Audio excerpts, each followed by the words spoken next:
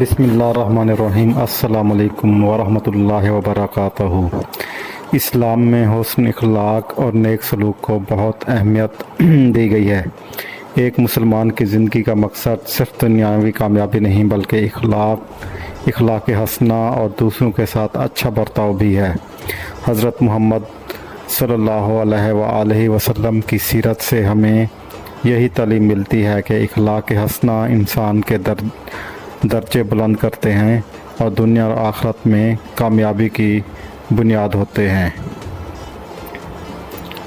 حدیث نبوی صلی اللہ علیہ وآلہ وسلم، تم میں سے سب سے بہتر وہ ہے جو دوسروں کے لیے بہتر ہو، اور میں تم سب میں سے بہتر ہوں جنہوں نے لوگوں کے لیے بہتری کی۔ جامعہ ترمذی کی حدیث ہے۔ تشریح اس حدیث سے واضح ہوتا ہے کہ اخلاق حسنہ اور دوسروں کے ساتھ حسن سلوک انسان کی سب سے بڑی خدمت اور عبادت ہے۔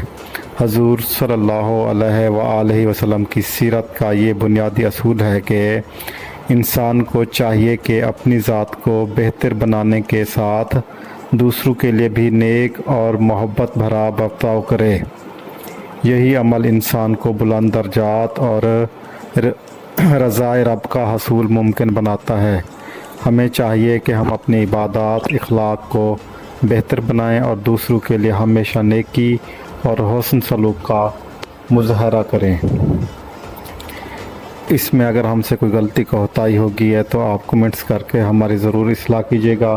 اگر آپ نے ہمارا چینل ابھی تک سبسکرائب نہیں کیا تو کائنڈلی ہمارا چینل سبسکرائب کر دیں، بیل آئیکن کے بٹن کو دبا دیں اور ویڈیو کو لائک کرنا ہرگز نہ بھولیے گا۔ جزاک اللہ۔ اللہ حافظ۔